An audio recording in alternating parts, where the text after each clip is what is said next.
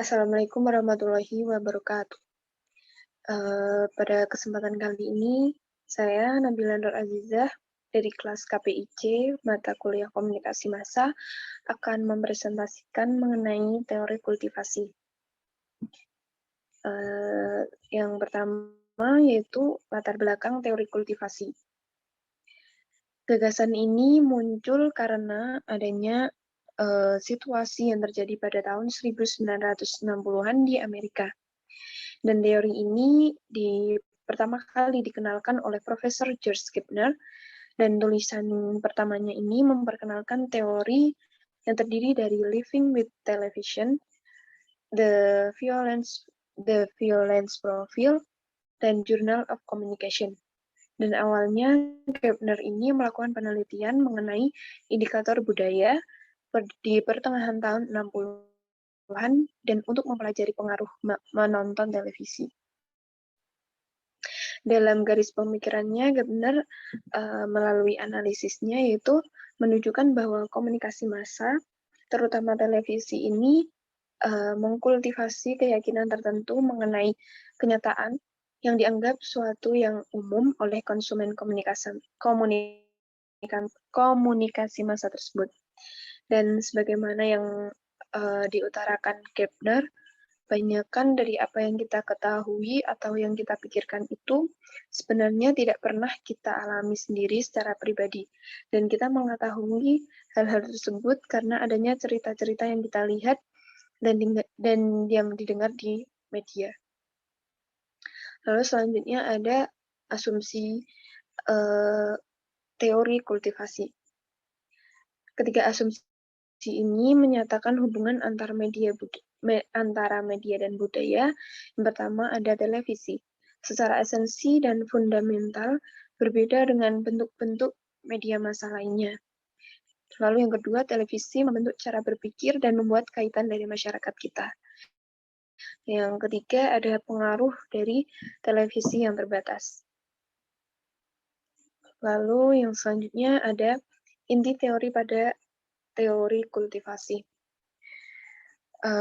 Pada teori ini ada 3, yaitu yang pertama ada diferensial kultivasi. Diferensial kultivasi ini merupakan persentase perbedaan dalam respon antara penonton televisi yang dibagi menjadi 2, yaitu penonton televisi kelas berat, yaitu yang disebut heavy viewer, dan juga penonton televisi kelas ringan atau biasa disebut light viewer. Lalu yang kedua ada mainstreaming, yang diartikan sebagai kemampuan memantapkan dan menyeragamkan berbagai pandangan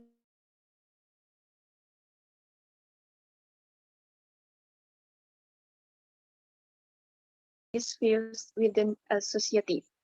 Nah, dalam proses ini, televisi pertama kali akan mengaburkan atau blurring, kemudian membaurkan atau blending, dan melenturkan atau bending. Nah, perbedaan ini mempunyai realitas yang beragam dan menjadi pandangan mainstream tersebut.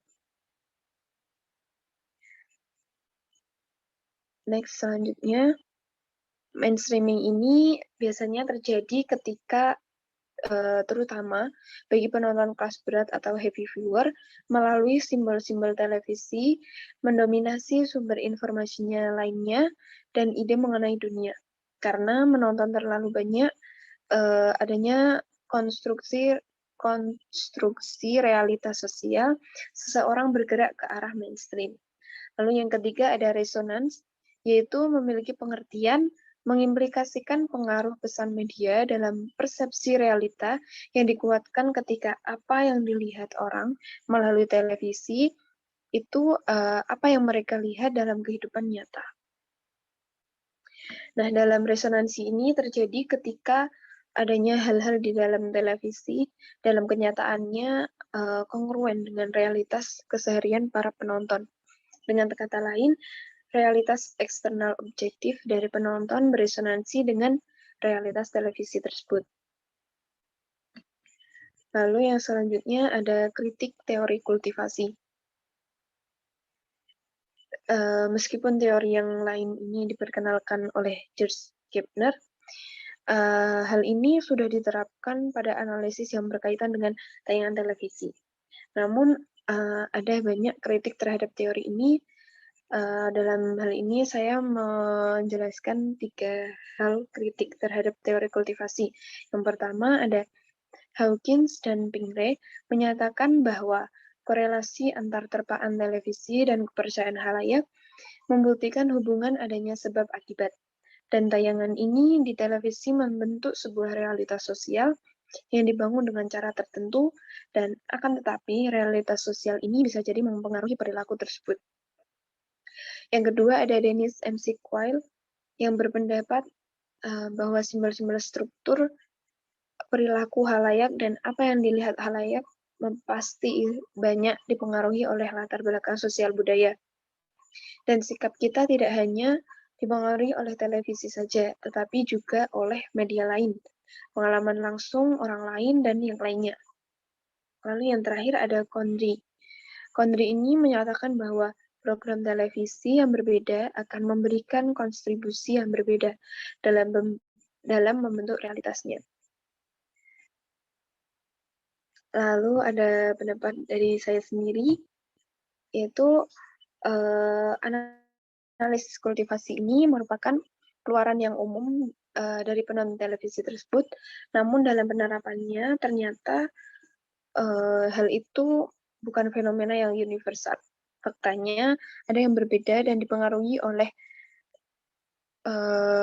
contohnya remaja yang berinteraksi dengan orang tua mengenai televisi akan kurang dipengaruhi dari para remaja tersebut yang tidak berinteraksi dengan orang tuanya.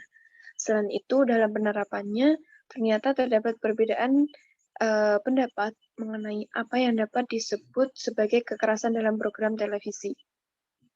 Nah, dalam